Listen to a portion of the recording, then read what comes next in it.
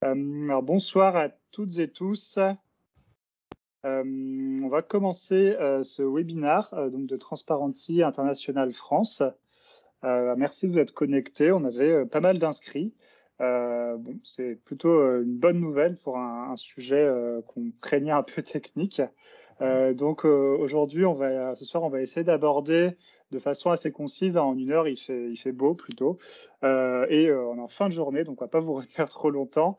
On va aborder la question des données qui sont à disposition en France pour s'assurer de l'intégrité des responsables publics.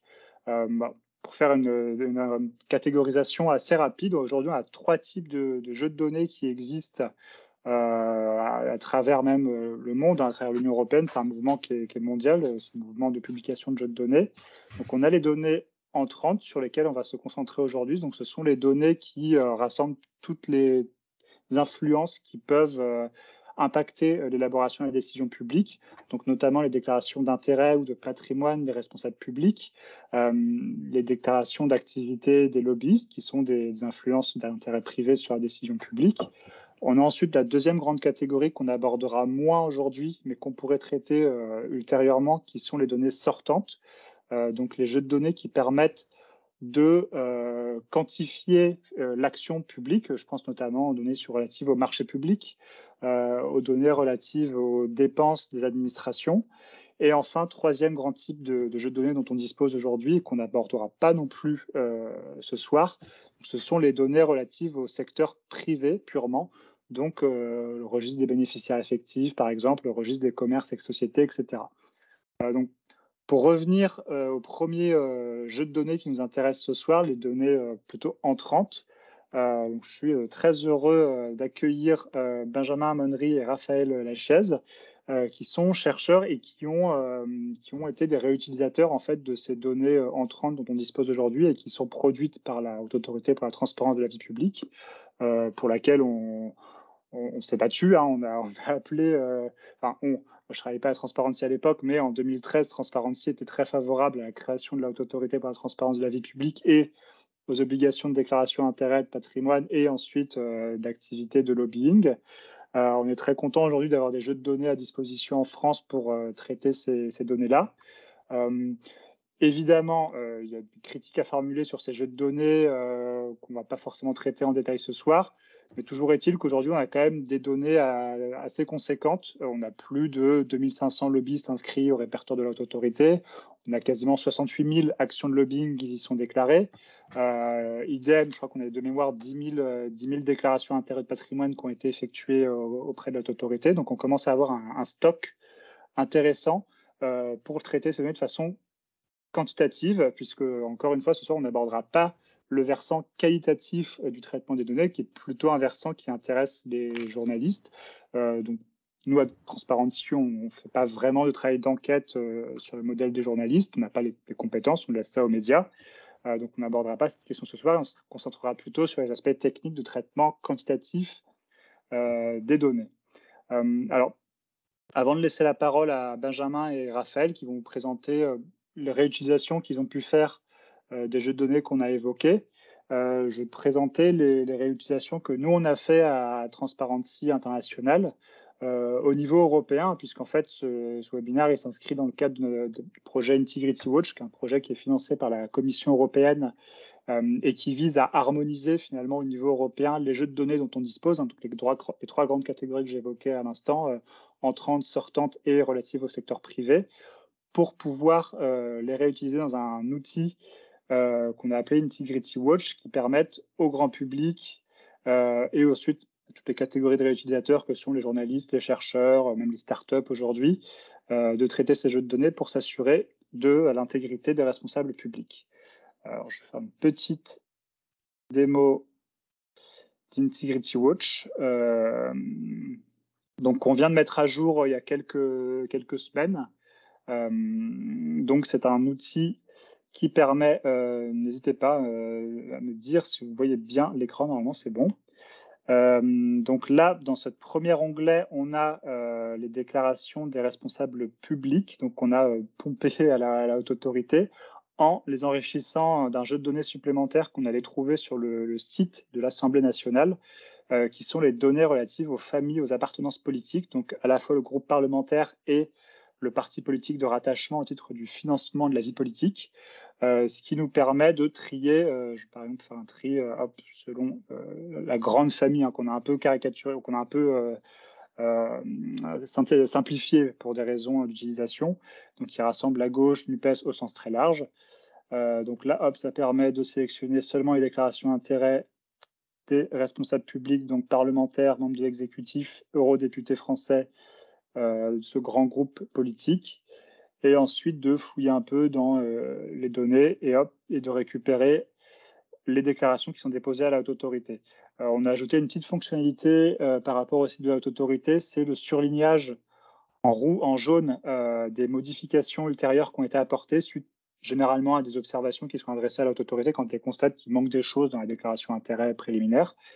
Donc là, par exemple, on voit que c'est une sénatrice assez classique. Souvent, les parlementaires ont tendance à oublier les petites actions qu'ils détiennent. Donc là, il y en a quand même un certain nombre d'actions un peu partout. C'est pas inintéressant. Ça ne veut pas dire qu'il y a forcément des conflits d'intérêts qui se manifesteront, mais on voit qu'il y a quand même un certain nombre d'actions dans pas mal d'entreprises qui ont été omises par cette parlementaire que j'ai pris complètement au hasard. Hein.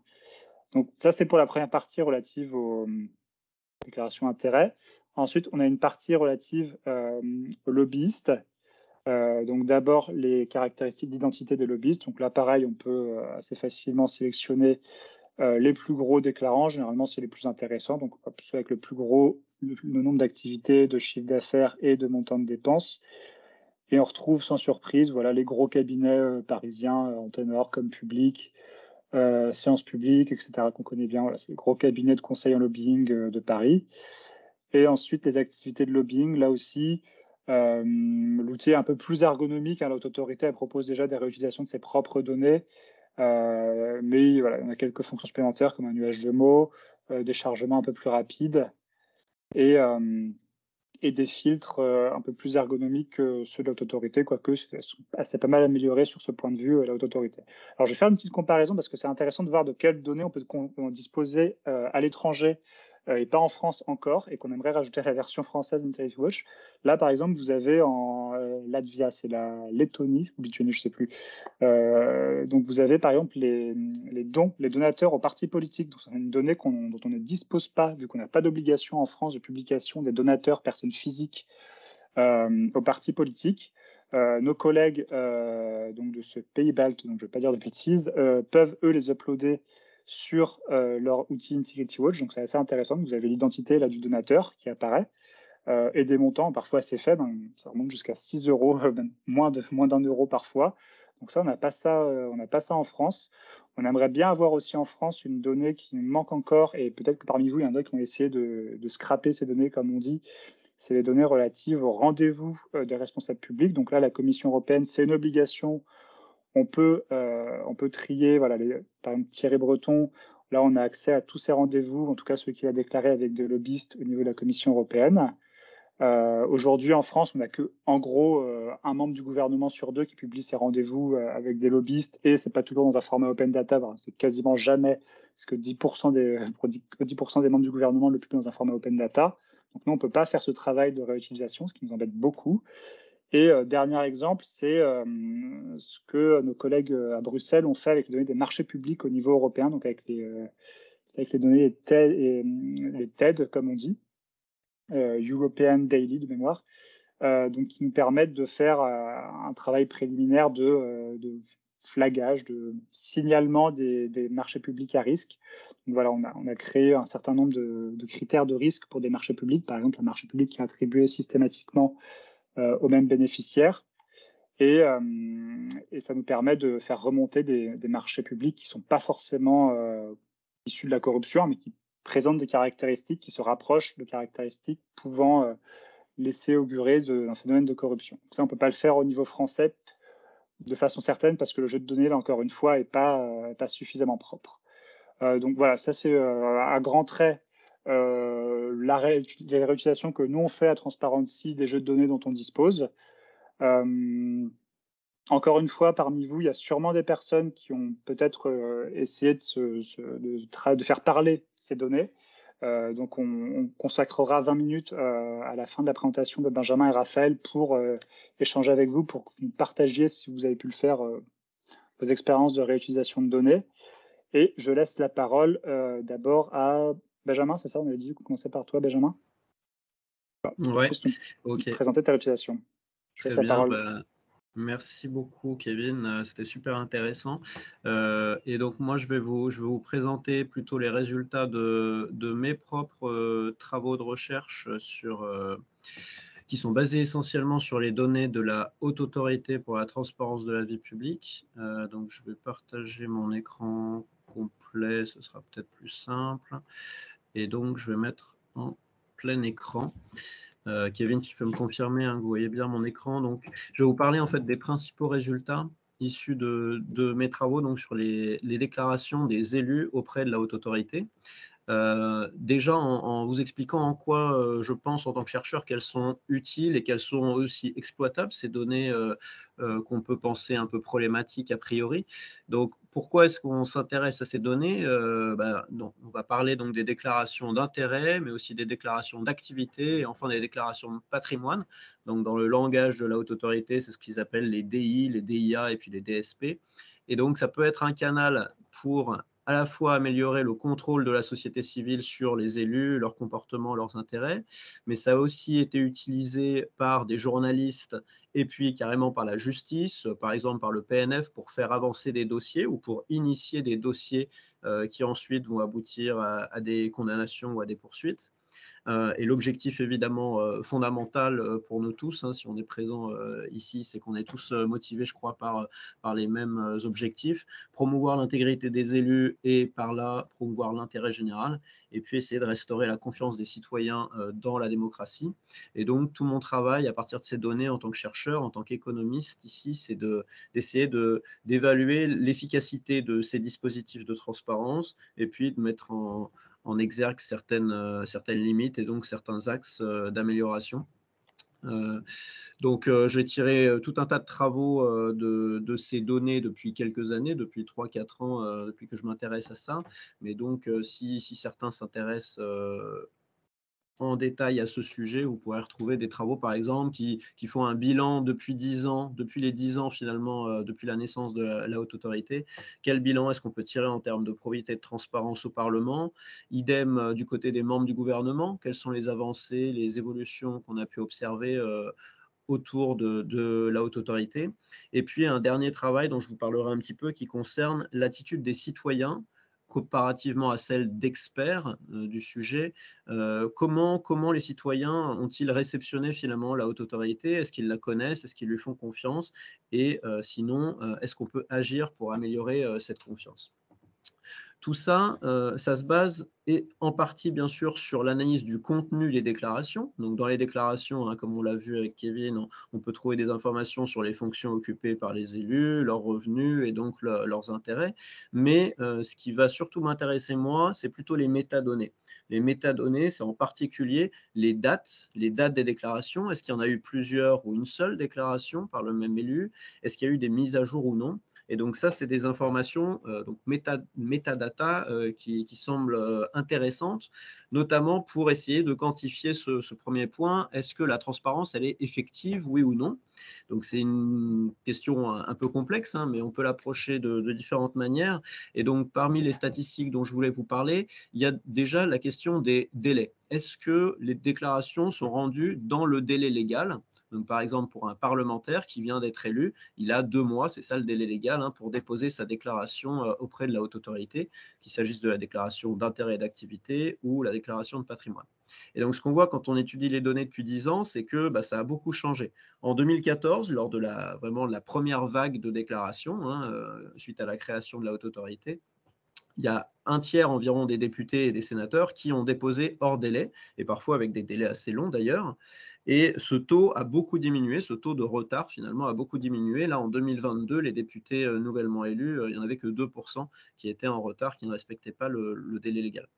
Donc ce délai dans le dépôt, il peut être un signe de désintérêt pour nous, désintérêt sur la question déontologique par les élus, voire potentiellement le signal d'un problème déontologique que certains élus souhaiteraient cacher. Et donc là, on a eu un exemple dont on a beaucoup parlé, qui était celui de Jean-Paul Delevoye, hein, vous vous souvenez sûrement, qui a été un ministre pendant peu de temps, hein, au sein du gouvernement, et il avait non seulement rendu sa déclaration hors délai, mais en plus de ça, avec tout un tas d'omissions, volontaires, involontaires pour certaines, mais volontaires pour d'autres probablement. Et tout ça a amené à ce qu'on appelait l'affaire Delevoye et à sa démission très rapide. Et donc, on peut faire le même travail, non pas sur les députés, mais sur les ministres. Donc, c'est ce qu'on a fait dans un article pour montrer, par exemple ici avec le gouvernement Philippe, hein, que la plupart, enfin l'immense majorité en fait des ministres attendent le dernier jour ou les tout derniers jours du délai légal de 1 mois pour les ministres avant de déposer leur déclaration auprès de la haute autorité. Donc, on peut se demander si ce retard est signe d'un problème ou en tout cas d'un manque d'intérêt pour la question. Idem, une autre manière de mesurer l'effectivité, c'est la question des mises à jour, puisque pour que des données soient intéressantes et fiables, il faut qu'elles soient mises à jour. Et donc, ces mises à jour, elles sont beaucoup plus fréquentes aujourd'hui qu'auparavant, donc c'est une très bonne nouvelle. On a, vous voyez, chez les députés, une minorité de députés qui ne mettent pas à jour leur déclaration initiale. Au Sénat, c'est un peu moins le cas, mais donc ces statistiques, elles montrent globalement une progression assez forte, hein, des mises à jour au fil du temps et au fil là, des législatures.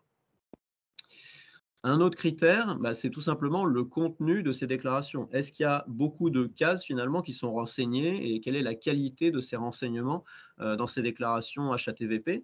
Donc en 2014, hein, si on remonte très loin, les déclarations étaient pour beaucoup vides ou quasiment vides. Donc là, c'est des statistiques par exemple sur le nombre de cases concernant par exemple des activités de conseil, des fonctions bénévoles qui étaient remplies chez les députés et chez les sénateurs. Vous voyez qu'à l'époque, en 2014, il n'y a même pas 20% des parlementaires qui déclaraient des fonctions bénévoles, alors qu'ils en occupent quasiment tous en réalité. Pour les participations financières, vous voyez, c'était pas beaucoup plus. Et puis, il y avait carrément des déclarations manuscrites et elles étaient parfois totalement illisibles. Donc là, c'était l'exemple à droite d'une déclaration de Xavier Bertrand que personne n'a réussi à déchiffrer. Donc depuis 2014, évidemment, il y a eu une amélioration très forte de ce point de vue-là, puisque maintenant toutes les déclarations se font en ligne sur une plateforme numérique qui permet d'avoir des données plus fiables et beaucoup plus faciles à lire, et dont, en plus de ça, hein, la HTVP s'est fortement renforcée. Maintenant, c'est à peu près 70 agents, hein, la haute autorité, contre 20 agents il y a 10 ans. Et donc, ces données de meilleure qualité lui permettent de produire des analyses statistiques assez intéressantes et assez complètes, hein, à partir des déclarations. Ici, ce sont les déclarations des députés qui sont utilisées, et ça a fait l'objet d'une étude que vous pourrez retrouver en ligne sur le site de la Haute Autorité. Une étude très intéressante et statistique. Ensuite, quelques mots sur la société civile. Qu'est-ce qu'elle peut faire ou qu'est-ce qu'elle fait actuellement en matière de transparence, en tout cas du côté de la haute autorité? Il y a eu une petite déception. On a demandé ces informations à la haute autorité et à notre grande surprise, on a appris que sur les 5 dernières années, en tout cas de 2021, entre 2017 et 2021, la HATVP n'a reçu que 350 signalements, soit de citoyens lambda, vous et moi, soit d'associations agréées, donc comme potentiellement Transparency, et seulement 140 de ces 350 signalements portaient spécifiquement sur des déclarations d'intérêt qui seraient problématiques, incomplètes, voire non déposées. Donc ça fait peu, a priori, en 5 ans, et donc ça nous laisse penser que la société civile ne s'est pas assez emparée de ces déclarations pour les contrôler, les auditer, éventuellement les enrichir. Pour autant, ce qu'on remarque, c'est que la société civile, elle peut et elle a un réel impact justement sur les déclarations des députés, des ministres. Et c'est ce qu'on a pu observer par exemple à la publication, certains s'en souviennent peut-être, en janvier 2019, d'un rapport par l'observatoire qu'on appelle Projet Arcadie. Donc j'imagine que certains connaissent Projet Arcadie, c'est une plateforme web de veille, d'information sur le Parlement. Et en janvier 2019, Projet Arcadie a publié un rapport justement sur les déclarations d'intérêt et l'incomplétude, l'imperfection de ces déclarations d'intérêt par les députés français. Et ça a créé un peu un raz-de-marée avec, vous voyez, à peu près 150 déclarations modificatives ou rectificatives qui sont intervenues dans la semaine ou dans les semaines qui ont suivi. Donc il y a eu une véritable réaction des députés français à la publication de ce rapport, qui a été une publication en ligne, mais relayée ensuite par des médias. Et vous voyez qu'il y a eu des phénomènes assez similaires concernant l'affaire Delevoye, qui pourtant concernait uniquement un ministre, hein, mais ça a sonné un peu comme un rappel à une trentaine de députés environ qui ont mis à jour leurs déclarations également. Pour autant, est-ce que les citoyens sont informés 10 ans après la création de la haute autorité? La réponse est plutôt non, et les citoyens sont plutôt défiants et peu informés. Donc c'est ce qu'on voit sur ce graphique, où on a fait une étude, une enquête en fait auprès de 3000 citoyens représentatifs de la population française. Et on a fait la même étude auprès d'experts qui sont des membres de l'OEP, des membres académiques en fait de l'Observatoire de l'éthique publique, un think tank spécialisé sur ces questions-là. Et ce qu'on remarque, c'est que le français moyen, il a une vision assez négative de la déontologie parlementaire et de son évolution ces 10 dernières années, malgré la création de la haute autorité.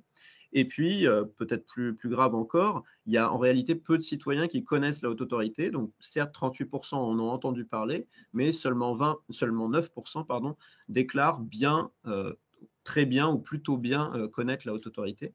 Donc, ça laisse une marge de progression assez importante. Et évidemment, quand on ne connaît pas une haute autorité, c'est difficile de lui faire confiance. Et donc, c'est ce qu'on retrouve dans nos résultats, le fait que les citoyens accordent plutôt peu leur confiance à cette institution, qui est pourtant une autorité administrative indépendante.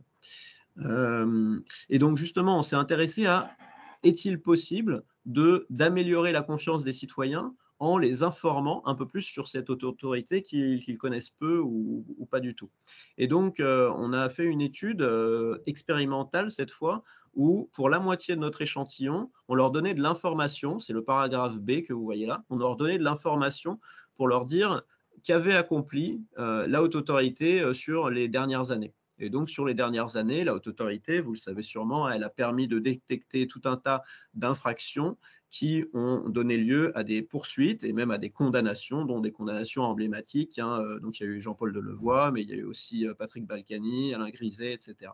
Et donc, on s'est intéressé à quel est l'impact de donner ce type d'informations objectives, très rapides, sur les perceptions des citoyens.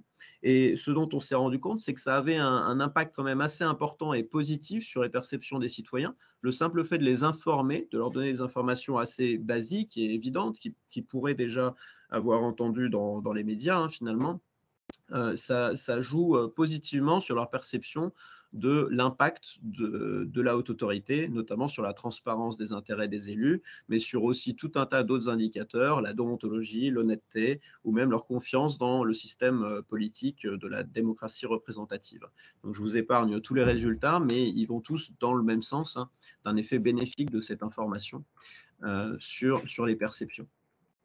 Et donc pour finir, j'aimerais vous dire 2 mots sur ce qui, pour moi, sont des angles morts du dispositif actuel de transparence en France. Donc on pourra en citer bien d'autres, et Kevin a commencé à le faire tout à l'heure. Mais donc un point, un angle noir, c'est la question du processus qui aboutit à la décision publique, à la décision politique, donc ce qu'on appelle la fabrique de la loi. Donc on est en plein là dans l'étude de l'influence des intérêts privés au Parlement, mais il faudrait aussi s'intéresser aux données de lobby, ce qu'on n'a pas fait nous dans nos recherches, et je ne sais pas à quel point les données du registre des lobbies sont suffisamment fiables, qualitatives pour étudier précisément la question, mais en tout cas c'est à tester et à débattre. Et puis il y a la question vraiment de l'influence au sein du gouvernement, au sein des cabinets ministériels, de tout un tas d'acteurs, d'agents qui peuvent vouloir influencer la décision. Et là, pour le coup, il me semble qu'il y a une vraie opacité qui demeure. Donc, il faut évidemment essayer de lever le voile un peu sur ces processus qui restent pour l'instant dans l'ombre.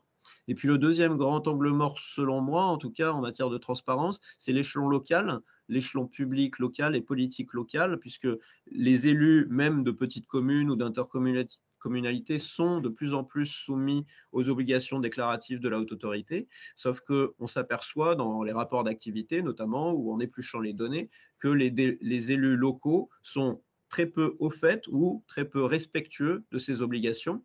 Et le gros désavantage du niveau local, hein, c'est qu'ils sont peu soumis, ces élus, à la pression de la société civile, des médias, des ONG comme Transparency, etc.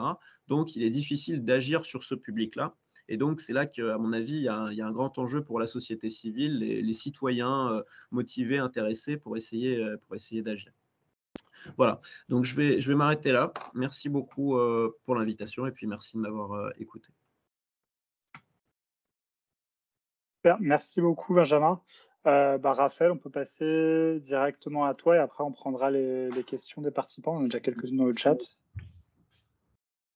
Ok, merci beaucoup Kevin d'avoir organisé cet événement et de présenter cet outil qui parle de thèmes qui nous intéressent tous.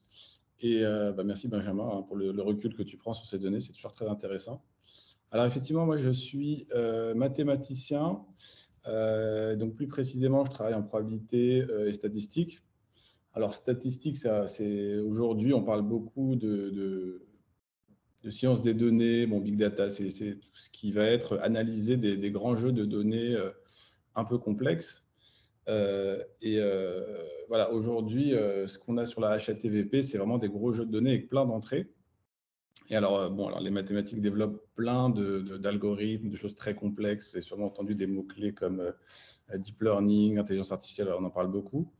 Mais voilà, comme on dit, la première chose à faire quand on veut vraiment bien comprendre un jeu de données, comme on dit, c'est de regarder les données dans les yeux, d'une certaine manière, c'est-à-dire de juste regarder à quoi ça ressemble, d'explorer, de comprendre un peu comment c'est construit. Parce que voilà, je vais vous montrer des exemples aujourd'hui de jeux de données qui sont assez complexes et qui peuvent mettre un certain temps à être appréhendés par la société civile, les journalistes, tous les gens que ça pourrait intéresser. Donc, je vais notamment vous montrer un outil qui permet d'explorer, de vous promener un peu dans les données, de les comprendre, ce qui peut être un premier échelon entre justement les experts de ces données qui les comprennent, qui les commentent, etc., et des journalistes ou juste simplement des consommateurs de médias qui voudraient avoir des informations plus précises. Voilà, donc je vais essayer de juste vous donner une idée du potentiel que recèle la visualisation de données, qui est une discipline de recherche à part entière. Alors, peut-être que je vais commencer par vous montrer un exemple de ce que peut donner cette visualisation de données sur des fichiers déposés par les membres du gouvernement. Alors, je vais pour cela devoir partager mon écran. Hop. Donc, l'outil en ligne s'appelle Plexigraph. Alors, Plexigraph, parce que c'est essentiellement de la visualisation de données assez complexes qu'on va visualiser sous forme de graphes. Alors, un graphe, c'est quelque chose comme ça, donc ça va un peu dans tous les sens. Hein, c'est des petits ronds qui représentent éventuellement des gens, des membres du gouvernement, mais qui peuvent représenter aussi des entreprises, des secteurs d'activité. Et voilà, donc là, c'est une manière de représenter toutes les déclarations qui ont été faites par des ministres ou des membres du gouvernement à travers l'outil HATVP, donc Haute Autorité pour la transparence de la vie publique. Voilà, et l'idée, c'est de passer un peu d'une liste d'items à quelque chose où on peut étudier de manière un peu plus transversale. Voilà, donc on peut se promener un peu là, donc c'est tous les ministres. Alors, ça date du gouvernement Castex, hein, donc alors, on n'a pas mis à jour avec les nouveaux gouvernements, parce qu'il y a souvent des nouveaux gouvernements, finalement. On s'aperçoit de ça hein, quand on travaille sur des outils de visualisation de données de la HATVP. Et on peut se promener dans les ministres. Donc, par exemple, on peut regarder Agnès Pannier-Runacher, donc, qui était ministre à l'époque, je crois qu'elle est encore d'ailleurs, qui a pas mal de liens avec plusieurs entreprises. Alors, je ne veux pas commenter les liens en eux-mêmes, hein, c'est juste pour montrer un peu qu'est-ce qu'on peut tirer de la visualisation de données. Donc, elle a des liens avec Engie, avec, alors, il faut que je dézoome un petit peu, avec Groupe Bourbon, donc c'est des liens avec le secteur de l'énergie. On peut voir le lien avec secteur par secteur, etc.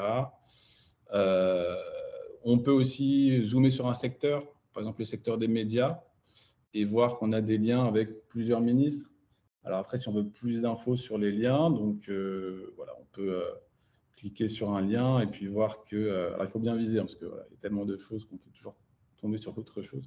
Donc, par exemple, qu'est-ce qu'il y a Roxana Maracineanu, donc, qui était ministre des Sports à l'époque, voilà, qui a des liens avec l'équipe TV. Donc, c'est essentiellement des activités de consulting qu'on peut retrouver ou des actionnariats, comme on a vu tout à l'heure, avec l'outil de Transparency International. Donc, voilà, l'idée de la visualisation de données, c'est qu'on va pouvoir, avoir plusieurs approches. Soit on approche du côté des membres du gouvernement, savoir quel lien a un membre du gouvernement particulier, ou approcher du côté secteur. Donc, voilà, donc là, ça se passe encore relativement bien. Ce n'est pas des données trop compliquées. On peut sélectionner un secteur, on peut approcher les données de diverses manières. Mais il y a aussi des jeux de données qui sont beaucoup plus complexes. Alors, je pense par exemple au registre des lobbies, c'est-à-dire comme on dit, donc c'est-à-dire des firmes qui vont représenter des entreprises auprès de parlementaires ou auprès du membre du gouvernement. Alors là, je vais juste vous montrer à quoi ressemble. Alors, je vais fermer ça et je vais vous montrer à quoi ressemble le fichier brut pour voir un peu quelle complexité ça peut prendre. Donc, alors, où est-ce qu'il est? Je l'avais ouvert tout à l'heure. Voilà, donc c'est ça. Donc, vous avez un fichier avec une liste d'items qui se présente de manière un peu austère. Puis, chaque item, ça va être une entreprise, une firme de lobbying essentiellement. Bon, on a pas mal d'informations. Qui sont les dirigeants, avec qui ils traitent, pour combien d'argent, etc. Donc, je vais vous montrer après une représentation visuelle de ça.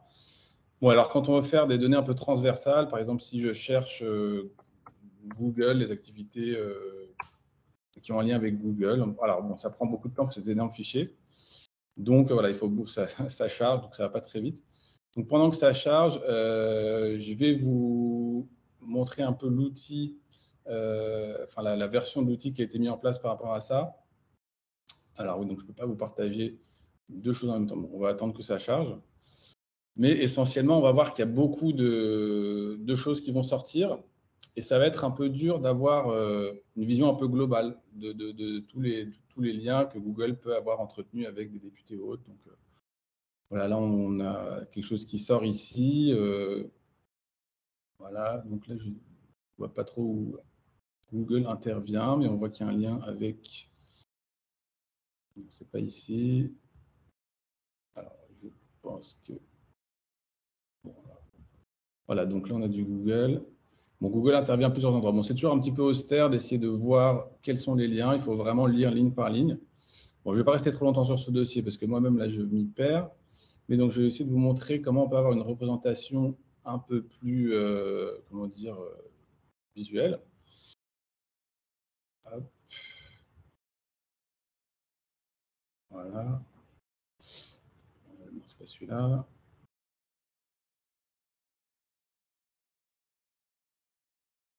Ok. Donc, toujours disponible en ligne. Alors, bon, il se trouve que ce données est complexe en soi. Hein, donc, quelle que soit l'utilisation qu'on va en faire, on va se retrouver avec quelque chose d'un peu complexe avec lequel on va interagir. Mais voilà, avec ce genre de visualisation, on peut découvrir un peu quels sont les types d'entités qu'on retrouve dans ces registres. Donc voilà, là, on peut détailler un petit peu. Donc, on va avoir les clients, je vais détailler après, les domaines d'intervention. Alors, les clients, donc ça va être les entreprises qui vont commander en fait du lobbying à des cabinets qui vont être dans les firmes et qui eux-mêmes vont intervenir auprès de cibles. Les cibles qui peuvent être donc des membres du gouvernement, des collaborateurs du président de la République, des choses comme ça. Et là, pareil, on va pouvoir avoir des approches transversales selon différentes directions. Donc voilà, donc on a plein de types de membres du gouvernement, directeur, secrétaire général, membre d'un collège. Bon, c'est des titres assez techniques. Donc ça, c'est tous les types possibles. Alors, je vais le fermer parce que sinon, ça va vite devenir le chaos. Bon, c'est un outil qui est en cours de développement. Donc, ce n'est pas une interface aussi léchée que Integrity Watch, qui est très agréable à utiliser. Là, il faut un peu se promener là-dedans. Donc, les secteurs, ça va être tous les secteurs d'activité qui vont pouvoir être concernés. Alors, je vais agrandir un peu ma fenêtre parce que là, trop ce qui se passe. Hop. Donc, comme on s'en doute, il y a plein de secteurs qui vont être représentés, l'économie, le travail, l'environnement, le numérique, etc. Bon, et là où ça va pouvoir être intéressant, c'est que pareil, on va pouvoir se focaliser sur une entreprise ou un certain type d'acteurs. Donc, par exemple, là, je vais aller dans les clients, donc les entreprises qui peuvent commander des choses comme ça. Non, je vais plutôt aller dans les firmes. Voilà, ça, c'est les associations, les cabinets de lobbying. Donc là, pareil, on a plusieurs catégories. Donc, on se promène dans quelque chose d'assez complexe, une galaxie assez complexe avec des liens un peu entre beaucoup de choses. Ce qu'on va peut-être connaître un peu plus que le reste, c'est les sociétés commerciales, essentiellement des grandes entreprises qui ont besoin d'avoir l'oreille de membres du gouvernement. Donc, si je reprends l'exemple de Google ici, Google, voilà, on voit la galaxie Google un peu qui ressort dans l'univers du lobbying français, donc qui interagit avec plusieurs acteurs. Donc là, c'est une entreprise qui va elle-même faire du lobbying avec des acteurs publics, mais qui va être le client d'autres filiales de Google.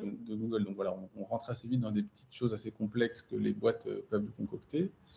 On peut voir après ce qu'ils vont aller faire, ce qu'ils vont aller mener comme action auprès de plusieurs types d'acteurs. Donc si on scrolle dans le menu de gauche, voilà, donc on peut voir ce que Google France va faire auprès de députés ou de sénateurs. Donc voilà, chaque petit item va représenter un exemple une rencontre qu'il y a eu, ou une interaction qu'il y a eu, ou une action qui est menée par Google.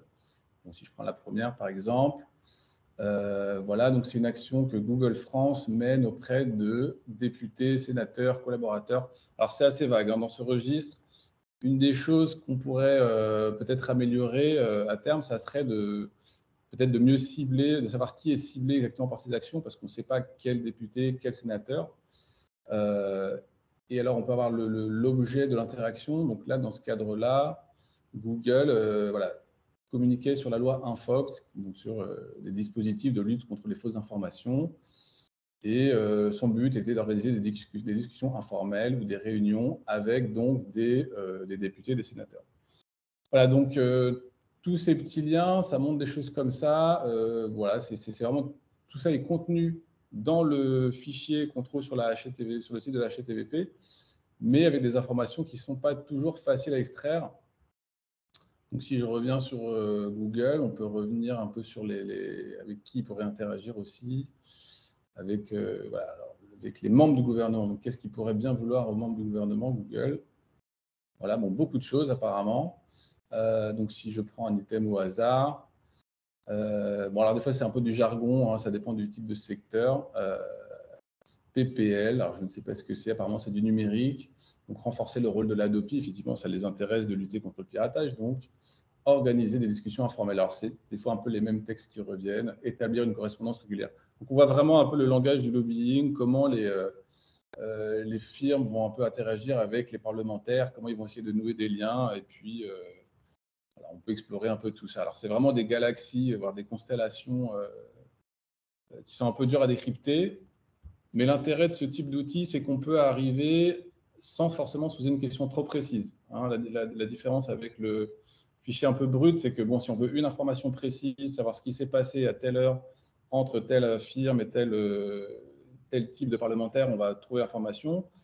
Mais si on se dit, bon, alors qui c'est qui a interagi avec des membres du numérique récemment, bon, il faut aller cliquer sur le secteur. Alors, quand il y a beaucoup d'items comme ça, c'est un petit peu lent.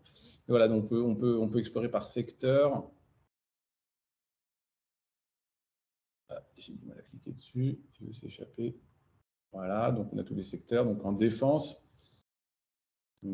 avec qui ils vont interagir. Bon, on peut scroller un petit peu. Voilà, donc il y a plein de cabinets de consulting qui ont rapport avec la défense. Alors des fois, il y a des informations qui ne sont pas toujours bien rentrées dans le fichier, ce qui peut amener à des items un peu vite comme celui-là. Mais voilà pour l'idée de l'outil. Et voilà, encore une fois, c'est en cours de développement. Et voilà, je profite honteusement de cette tribune pour faire un appel de bonne volonté, parce qu'il y a beaucoup de choses à faire. Il faut effectivement mettre à jour les bases de données, etc. Donc, si ça vous intéresse, n'hésitez pas à nous contacter. Il y a plein d'autres bases de données qui s'y prêtent. Bon, alors je ne vais pas forcément passer beaucoup de temps, mais il y a aussi beaucoup de liens avec entre les professionnels de santé et les grandes entreprises de santé qui sont aussi disponibles en open data. Donc, on peut aller chercher son médecin de quartier et puis voir un peu avec quel labo il a des liens. Donc là, j'ai pris un médecin lillois qui a des liens avec tout plein de labos. Voilà. Et donc ça, encore une fois, c'est pas du tout c'est des données qui sont directement récupérées automatiquement sur Internet, où on peut voir un peu qu'est-ce qui se passe entre des labos et des médecins. C'est juste pour montrer que l'outil se décline en plusieurs formes. Et l'idée de ces outils, c'est vraiment de faciliter, on va dire, l'échelon entre les données brutes et l'exploration de ces données, voire pouvoir faire une étude un peu transversale dessus. Voilà, donc je vais m'arrêter là pour cette présentation un peu technique et je redonne la parole à Kevin donc, pour la suite des discussions. Super, merci Raphaël. C'est très utile que tu nous montres cet outil, puisqu'en fait, ça nous permet de nous rendre compte à la fois de la complexité effectivement des jeux de données dont on dispose aujourd'hui et des différentes techniques qu'on peut utiliser pour les rendre lisibles. J'ai quand même un message optimiste qu'on veut faire passer à travers ce webinaire, c'est qu'il y a encore un peu plus à peine 10 ans, on ne pouvait pas faire tout ça. Il y a 10 ans, on avait là, tu as cité par exemple les données relatives aux liens entre les professionnels de santé et les laboratoires pharmaceutiques. Ça, c'est issu de la loi Bertrand de 2011. Avant, on n'avait aucune idée de l'étendue de ces liens. Alors aujourd'hui, la base de données, elle est critiquable, il manque des choses, mais en tout cas, elle est là. Et il en va de même pour les déclarations d'intérêt des responsables publics. Il date de 2013. Les déclarations des lobbyistes, sans lesquelles tu n'aurais pas pu faire toutes ces recherches sur Google, par exemple, elle date de 2016. Donc voilà, aujourd'hui, on est à un stade en France, même au niveau européen, on a un stade intermédiaire. On commence à voir émerger des jeux de données très utiles pour lutter contre la corruption, s'assurer l'intégrité des responsables publics, mais aussi toutes sortes d'autres externalités positives qu'on n'avait pas prévues à l'origine. Et c'est tout l'intérêt de l'open data, c'est de permettre de faire émerger des usages qu'on n'avait pas prévus à l'origine. Donc aujourd'hui, on peut commencer à faire ça, mais les jeux de données, ils sont pas non plus suffisamment propres, il faut être honnête, pour qu'on soit sûr à 100% des faits qu'on fait émerger de l'exploitation de ces données. Nous, à Transparency, on se bat pour que la qualité de ces jeux de données soit améliorée. Par exemple, j'espère que très prochainement, on pourra avoir des données précises sur les décisions publiques exactes qui ont été visées par les actions de lobbying et que donc dans ton outil, par exemple, de graphe, on pourra sélectionner tel projet de loi, par exemple, Industrie verte, qui arrive bientôt à l'Assemblée, et on aura accès en un coup d'œil à tous les lobbies qui sont intervenus sur ce projet de loi. Aujourd'hui, on ne peut pas le faire encore parce que les données ne sont pas complètes, mais très prochainement, on espère pouvoir le faire. Alors, ceci étant dit, on va pouvoir prendre les questions des participants. Alors, j'ai d'abord regardé un peu dans le chat. Alors, je ne sais plus. Alors, c'est ma conversation plutôt. Je vais prendre comme elles sont venues. Oui, on pourra adresser, je pense, c'est pas de souci pour Benjamin pour qu'on adresse sa présentation par mail. Oui, tout à fait. Je n'arrive pas à partager mon document directement là dans le chat, Okay. mais pas de problème pour le diffuser en ligne par mail et sur votre site web, j'imagine. Ouais. Alors j'avais une première question sur les cabinets de conseil. Alors là, pour le coup, on n'a pas encore de jeu de données qui existe pour les cabinets de conseil. Alors non pas en lobbying, mais les cabinets de conseil type McKinsey, BCG, Accenture, etc., qui font des prestations stratégiques, juridiques, informatiques. On n'a pas encore de jeu de données puisqu'en fait, on n'a pas de loi pour encadrer ce secteur, tout simplement. On espère avoir des jeux de données bientôt avec la proposition de loi qui est en cours d'examen au Sénat, enfin qui a passé le cap du Sénat et qu'on attend, on attend son arrivée à l'Assemblée sur les cabinets conseils. Mais aujourd'hui, on ne peut pas faire ces travaux de visualisation de données puisqu'on n'a pas encore de loi et de données là-dessus. On me fait remarquer qu'il y a un petit souci d'accès à une base de données de la Haute Autorité. Ah, ça c'est embêtant. Oui, parce qu'en fait, tous ces jeux de données, je n'ai pas précisé, tous ces jeux de données sur lesquels on travaille, Integrity Watch ou vous deux, Raphaël et Benjamin, ils sont accessibles en version brute sur le site de la Haute Autorité pour la transparence de la vie publique, pour ce qui relève des déclarations de lobbying et intérêt patrimoine. Ensuite, vous avez d'autres sources utiles. D'ailleurs, je me dis que ce serait pas inutile de transférer aux participants un peu une liste des différents jeux de données et les liens pour les télécharger si vous voulez travailler dessus de votre côté. Ensuite, sur la question des activités de lobbying et de la fiabilité que peuvent avoir ces informations, il y a beaucoup de lacunes dans les déclarations d'activités de lobbying auprès de l'autorité, ne serait-ce que parce que la loi n'est pas parfaite. Donc, notamment, on ne peut pas avoir le montant, comme on le faisait remarquer dans le chat, des dépenses engagées pour chaque client des cabinets de conseil, puisque en fait, c'est disponible au niveau européen, mais on n'a pas l'information au niveau français des dépenses consacrées par chaque client des cabinets de lobbying. Ensuite, une dernière question. Alors, c'est un peu plus technique sur les aspects juridiques. Je vais me concentrer, je suis désolé, mais je vais me concentrer vraiment sur les aspects qui sont relatifs aux données et éviter de trop parler des aspects relatifs au droit. Pas d'autres questions relatives aux données dans le chat. Alors, je ne sais pas si des personnes veulent intervenir à l'oral. N'hésitez pas à lever la main pour poser vos questions directement à l'oral si vous avez des données, notamment relatives à l'exploitation des données. Si vous voulez, on peut essayer de parler un peu technique. Moi, je ne suis pas nécessairement très compétent pour vous parler de l'intérêt des différents types de fichiers. Je sais juste que JSON, c'est mieux, apparemment, que CSV ou XML. Donc, je ne sais pas s'il y a des questions du public sur ces aspects relatifs aux données. Est-ce que parmi vous, certains ont déjà eu l'occasion de se plonger dans les différents jeux qu'on a évoqués? Vous pouvez lever la main. Je ne sais pas si Benjamin, tu vois s'il y a des gens qui lèvent la main ou si vous posez des questions supplémentaires dans le chat. Comme j'ai eu l'occasion de le préciser dans le chat, il y a deux manières de poser des questions. C'est ou bien lever la main et je peux activer votre micro, ou bien la poser par écrit afin que Kevin la relaie. N'hésitez pas. Donc, Kevin essaie d'orienter un petit peu les différentes questions. On les traite par compartiment. N'hésitez pas à utiliser ces deux modes opératoires pour poser vos questions. Et sinon, on vous enverra à tous les participants, les présentations, mais par mail, ce sera beaucoup plus simple. On vous les enverra demain.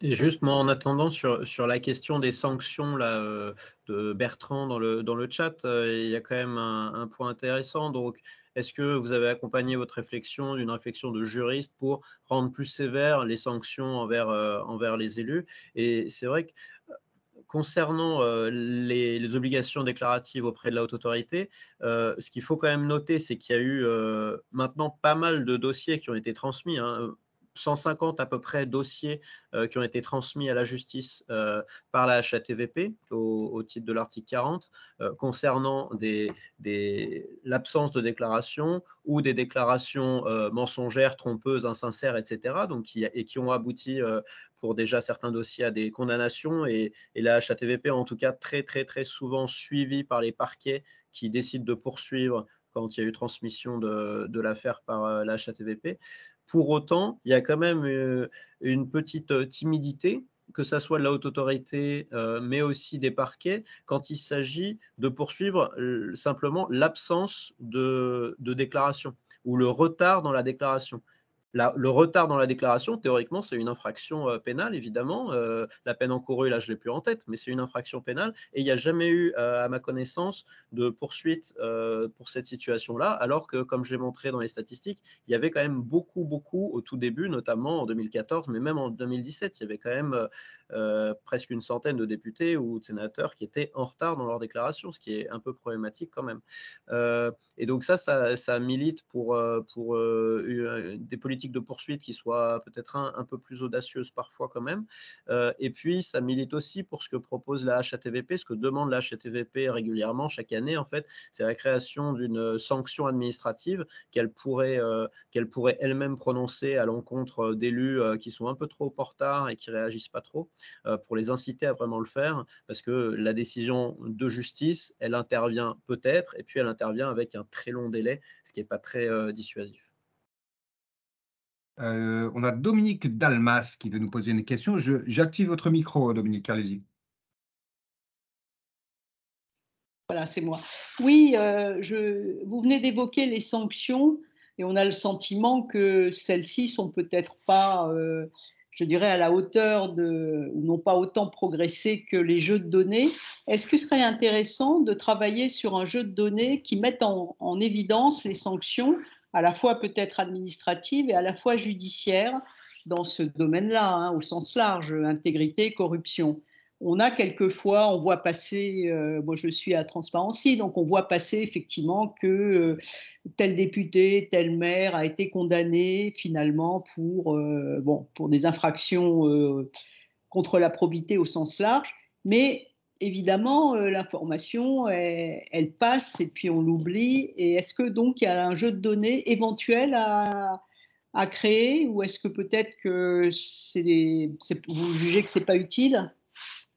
Merci Dominique. Alors oui, il y a un jeu de données, un quatrième type de jeu de données qu'on pourrait aborder, puisque là on a abordé les données donc entrantes, sortantes et relatives au secteur privé, mais tout simplement les données relatives aux décisions judiciaires, puisqu'aujourd'hui en fait la Transparency c'est un dossier qu'on a mis, qui n'est pas prioritaire, mais on milite aussi pour l'ouverture des données de justice.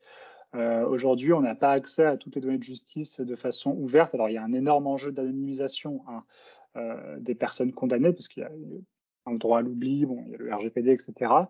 Mais aujourd'hui, on n'a que des données très lacunaires sur les données de justice. Et quand on veut chercher qui a été condamné pour défaut de déclaration à la haute autorité ou même pour des affaires de corruption en général, on n'a pas d'informations fiables et exhaustives. Alors, il y a des entreprises privées qui ont fait un travail de rassemblement des jeux de données en allant taper à la porte des différents greffes, de différents tribunaux.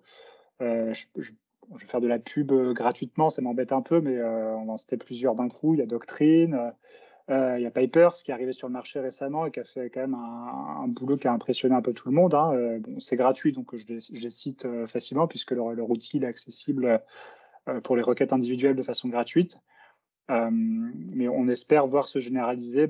Il y a un calendrier qui a été fixé par les pouvoirs publics, qui a pris un peu de retard, mais on espère que d'ici 5 ans, on aura accès à un jeu de données complet des décisions de justice et qu'on pourra faire des statistiques fiables sur justement les condamnations judiciaires et éventuellement les condamnations pour omission de déclaration, puisqu'aujourd'hui, en fait, on se repose sur la veille qui est effectuée par la haute autorité pour la transparence de la vie publique de ce point de vue-là. C'est bien, mais c'est pas satisfaisant. Si je peux ajouter quelque chose, il y a Anticor qui avait fait un listing de pas mal de décisions de justice, des condamnations pour corruption ou des choses un peu lourdes. Je ne sais pas s'ils ont intégré les condamnations pour manquement à la déclaration. Mais voilà, eux, je sais qu'ils essayent de réunir un peu alors ils ont fait ça un peu de manière géographique, c'est sous forme de carte, une carte des affaires qui ont été traitées. Voilà. C'était nous, attention, c'était nous. Pardon. Oui, c'est la cartographie de Transparency International. C'est le moment promo. J'ai blasphémé. C'est vous. Alors. Je ne me souvenais plus qui c'était. Mais oui, en fait, cet exercice de cartographie des condamnations judiciaires, on l'a fait justement à Transparency pour pallier à l'absence d'existence d'un jeu de données public des condamnations judiciaires. Donc, on l'a fait avec les moyens du bord, c'est-à-dire en faisant une veille quotidienne avec un bénévole sur les condamnations qui sont mentionnées dans la presse locale, souvent la presse quotidienne régionale. Mais c'est pas exhaustif. On commence à avoir une masse critique de 3000, 4000 affaires là en ce moment. C'est pas exhaustif du tout et en tant que chercheur, vous le savez bien, c'est difficile de faire des conclusions générales sur des jeux de données qui sont pas exhaustifs.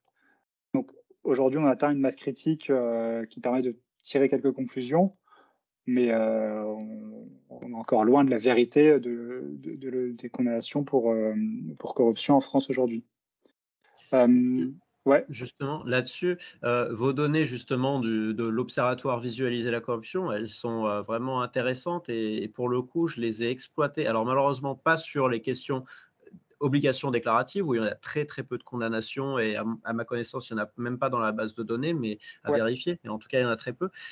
Mais elles sont très intéressantes parce que même l'Agence française anticorruption, elle n'a pas en fait les données sur les condamnations pour des affaires de corruption prononcées en France. Et donc, j'ai un partenariat de recherche avec eux et avec la direction centrale de la police judiciaire, justement pour essayer de faire le point sur tout le volet statistique, combien on a de poursuites, combien on a déjà d'enquêtes policières, combien on a de poursuites et combien on a de condamnations dans ce type d'affaires-là, corruption au sens très large. Donc c'est un travail qu'ils sont en train de mener à l'AFA. Et nous, pour la petite histoire, on a eu accès via la PJ au fichier policier, le logiciel LRPPN, le logiciel vraiment de la police nationale, et ça nous permet, en allant regarder différents types de nature d'infractions, de viser spécifiquement des infractions relatives aux atteintes à la probité, à la corruption, et aussi les atteintes relatives aux obligations déclaratives. Et donc, on peut, par ce biais-là, mais donc il faut être chercheur pour avoir accès à ces données, on peut quantifier le nombre d'enquêtes en cours en France aujourd'hui relatives par exemple à la HATVP. Et puis dans quelques années, tu l'as dit, enfin même en fait dans 1 an et demi maximum, on aura accès au jugement et donc on pourra retrouver toutes les affaires qui ont condamné une infraction relative à l'haute autorité. Donc un tout petit peu de patience, mais on aura ces données, c'est l'open data des décisions de justice. Ouais, et ça ouvre des champs passionnants de recherche et ça va être génial. On avait une autre question de Mustapha, je crois. Benjamin, je ne sais pas si tu peux lui ouvrir le micro. Allez-y, Mustapha, votre micro est ouvert. Oui, merci. Je m'appelle Mustapha Adib et j'étais membre de TI en France quand j'habitais en France. Aujourd'hui, je suis un demandeur d'asile aux États-Unis. Je suis lauréat du prix de l'intégrité internationale par Berlin, Transparency Berlin, je crois en 2000. J'étais en prison en tant que capitaine ayant dénoncé la corruption au Maroc. Je suis française aussi. En rebondissant sur la question de Dominique, je voulais savoir si vous envisagez aussi de prendre en compte les décisions de justice ou les actions de justice européennes, notamment le scandale récent de Maroc Gate, où l'on découvre que le régime marocain était en train de corrompre certains députés européens. C'est connu, il y avait déjà des fuites qui s'appelaient Chris Coleman ou des tweets. Il y avait un hacker qui s'appelle Chris Coleman et qui avait fuité des emails où l'on voyait que le régime marocain, il corrompait, il soudoyait des parlementaires français et des journalistes français, entre autres. Il y avait américains aussi et d'autres. Ma question est concernant ce qui se passe aujourd'hui en Belgique. En fait, c'est la justice belge qui s'en est chargée, pas la justice européenne, contre ces députés européens. Est-ce que vous envisagez dans la base de données dont vous parliez à l'instant avec Dominique, est-ce que vous envisagez de prendre en compte aussi les décisions de justice européennes ou de pays membres ou pas? Merci. Alors, vous me posez une colle puisque je connais surtout le cadre juridique français là-dessus. Donc, je sais qu'il y a un arrêté qui est venu détailler le calendrier d'ouverture des décisions de justice au niveau français. Au niveau belge, je n'ai absolument aucune idée du stade où est rendu le chantier de l'ouverture des décisions de justice. Par contre, l'exemple du Qatar Morocco Gate, parce qu'on l'a appelé de façon un peu abusive le Qatar Gate, alors que c'est plus large que ça, effectivement, vous avez raison de le souligner. Ça illustre finalement un peu une lacune qu'on a dans les données, parce que finalement, ce genre d'affaires de corruption, généralement, l'open data n'y peut pas grand-chose, c'est-à-dire que les liens entre Eva Kaili, bon, ça reste à confirmer, présomption d'innocence, et les autres parlementaires européens et le Maroc, le Qatar. Évidemment, ils n'ont pas été déclarés dans leur déclaration d'intérêt financier que les eurodéputés doivent faire au Parlement européen. Alors, je ne sais pas, je crois que les députés grecs, les eurodéputés grecs sont soumis à des obligations de déclaration de patrimoine à vérifier. Mais toujours est-il que de façon très certaine, ils n'auraient pas déclaré les pots de vin reçus par le Maroc et le Qatar dans ces déclarations de patrimoine, et donc par conséquent, on n'aurait trouvé aucune information relative à ces pots de vin dans les jeux de données qu'on arrive à amasser un peu partout en Europe aujourd'hui. Tout ça pour dire que finalement, l'ouverture des données, l'open data, c'est un chantier essentiel pour lutter contre la corruption, mais c'est pas un chantier suffisant. Et il faudra toujours compter sur la répression, le travail des services de justice, en l'occurrence les services de justice belges, pour enquêter sur les affaires de corruption et qui sont par nature cachées, qui ne seront jamais déclarées par les personnes qui commettent les infractions. Donc voilà, pour moi, c'est un peu ça illustre un peu cette limite de l'open data, mais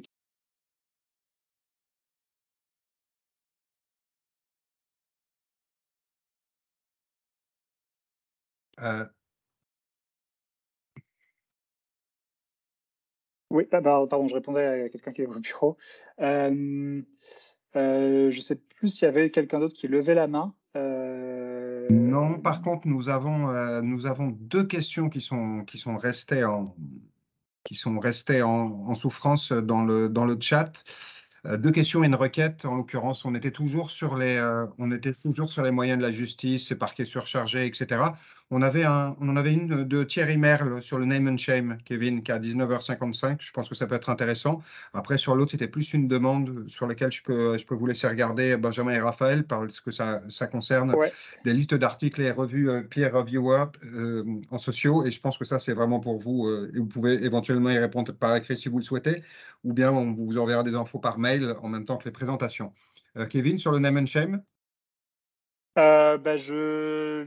le name and shame, d'abord, je sais que vous deviez partir assez vite, Benjamin et Raphaël, donc je vous laisse répondre à la question sur la liste des articles en sociologie sur ce domaine. Je n'ai pas de connaissances particulières là-dessus. Je sais pas, c'est pas forcément votre discipline, la sociologie, donc. Non, en effet, spécifiquement sur la question des déclarations, les intérêts, etc., j'ai pas de référence particulière à part le cadre général des travaux de Pierre Lascoum, évidemment, mais par contre, en sciences politiques, je peux citer mon collègue de Nanterre, quelques bâtiments à côté, Éric Philippot, qui a travaillé sur les déclarations d'intérêt des maires, des petites et grandes communes en France.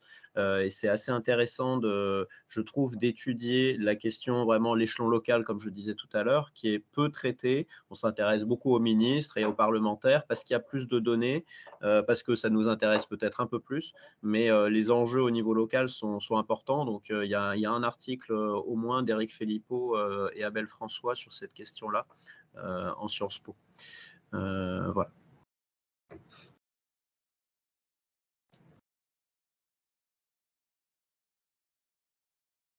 Micro, Kevin. Ah, pardon. Excusez-moi. Oui, donc n'hésitez pas, Raphaël et Benjamin, si vous devez partir. Je ne vais pas vous retenir plus que l'heure qu'on avait prévue. Je vais juste, moi, finir de mon côté de répondre aux autres questions. Donc, sur le name and shame. Effectivement, merci pour l'invitation. Je vais devoir partir. Mais merci à tous et puis bonne fin de discussion. Merci à toi et au revoir, Raphaël. À la prochaine. Donc sur le name and shame, nous le name and shame, alors on quitte un peu j'essaie de relier ça au sujet de l'ouverture des données.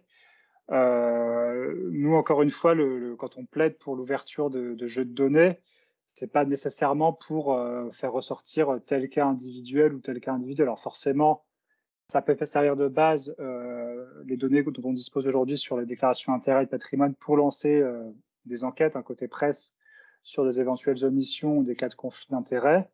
Mais ce qui est surtout intéressant avec l'ouverture des données, c'est de faire émerger des faits généraux au-delà du name and shame individuel, de faire émerger des tendances. Je réfléchis, par exemple, notre section à Bruxelles, elle a fait un travail sur l'influence des lobbies du numérique, du GAFAM, donc Google, Apple, Facebook, etc., à Bruxelles, qui ont été très actifs, notamment en raison de la négociation du Digital Market Act et du Digital Service Act. Là, les jeux de données, ils ont permis non pas de faire du name and shame sur Google, Apple, Facebook, Amazon, etc., mais de montrer que c'était les plus grands dépensiers en termes de lobbying au niveau européen et que ça pouvait avoir un impact délétère potentiellement sur la rédaction de la norme au niveau européen. Ouais, je veux bien juste réagir là-dessus parce que le name and shame, il y a des avantages et des inconvénients, on va dire, mais en tout cas, ce que j'ai montré là au début de ma presse, c'est que quand même, le fait de name, par exemple, un cas emblématique comme Jean-Paul Delevoye, qui était donc très en retard sur sa déclaration d'intérêt à la haute autorité et qui en plus a omis tout un tas d'intérêts problématiques, ça a eu des effets sur ses collègues au gouvernement et aussi, ça a eu des répercussions politiques importantes, et aussi chez les députés. Et ça m'a surpris, mais c'est très clair dans les statistiques. Plus de 30 députés qui mettent à jour dans la semaine suivante leur déclaration d'intérêt, c'est pas un hasard. Et donc ça montre que parfois il faut un peu taper fort sur quelques cas pour susciter un peu des réactions. Et on le voit globalement, je trouve, dans tout un tas de jeux de données, en réalité, c'est la pression médiatique ou de la société civile plus largement qui permet de faire avancer un peu la cause, il me semble. Oui, c'est très vrai, effectivement. Je ne peux qu'appuyer ce que tu viens de remarquer. Et c'était marrant parce que le graphe que tu montrais justement sur les évolutions des déclarations modificatives d'intérêt des responsables publics après l'affaire Delevoye et après la publication du rapport de projet Arcadie, c'est une évolution qu'on n'a pas vue quand nous, à l'époque, Transparency, on a fait des relances mail individuelles aux différents parlementaires pour leur demander de mettre à jour la déclaration d'intérêt. Puisque voilà, les relances mail par définition c'était privé et on a vu zéro impact entre l'envoi de cette campagne de rappel généralisé et les déclarations modificatives. Donc ça semble plaider effectivement en direction du name and shame. C'est pas non plus le seul outil à disposition, heureusement. C'est aussi la carotte, pas seulement le bâton. Dominique, vous aviez une autre question, je crois. Pardon. Oui, je posais la question parce qu'on a bien vu les jeux de données, ils ne sont pas toujours d'un abord facile pour l'utilisateur non initié. Alors, est-ce que vous avez un retour de qui les utilise? Est-ce que ce sont des journalistes d'investigation? Est-ce que ce sont essentiellement des ONG ou bien peut-être les intéressés eux-mêmes? Et est-ce qu'il y a aujourd'hui, j'allais dire, sur un plan peut-être business, des entreprises qui se chargeraient pour le compte d'une ONG qui n'est pas outillée ou peu importe, de faire le travail ingrat, d'aller piocher dans les jeux de données et donc de rendre un petit rapport sur ce qu'elles ont trouvé et ce qu'elles ont pu en tirer. Oui, alors en termes de réutilisateurs, ce soir on a mis à l'honneur une catégorie particulière que sont les chercheurs. Mais on a d'autres catégories, évidemment. Les journalistes, on échange régulièrement à Transparency avec des journalistes qui utilisent pour leurs enquêtes les données pour lesquelles nous, on s'est battus. Je pense notamment au registre des bénéficiaires effectifs récemment qui a permis de mener une enquête sur l'immobilier de luxe dans le sud de la France et de montrer que ça pouvait être un vecteur de blanchiment. Après, les journalistes, généralement, quand ils utilisent ces données-là, ils vont les améliorer parce qu'elles sont pas aujourd'hui, elles sont pas suffisamment propres pour être exploitables telles quelles. Et ils vont les enrichir en croisant d'autres jeux de données, en construisant leur propre base de données, que souvent ils préfèrent garder en interne pour pas se faire piquer le scoop par leurs collègues. Bon, c'est compréhensible. On a d'autres types de réutilisateurs très intéressants et c'est les entreprises, effectivement, qui peuvent aider des ONG. Pour l'instant, on n'a pas monté de partenariat avec ces entreprises, mais ça pourrait être, pourquoi pas, à l'avenir, une possibilité. Donc, j'ai cité Doctrine sur les décisions de justice.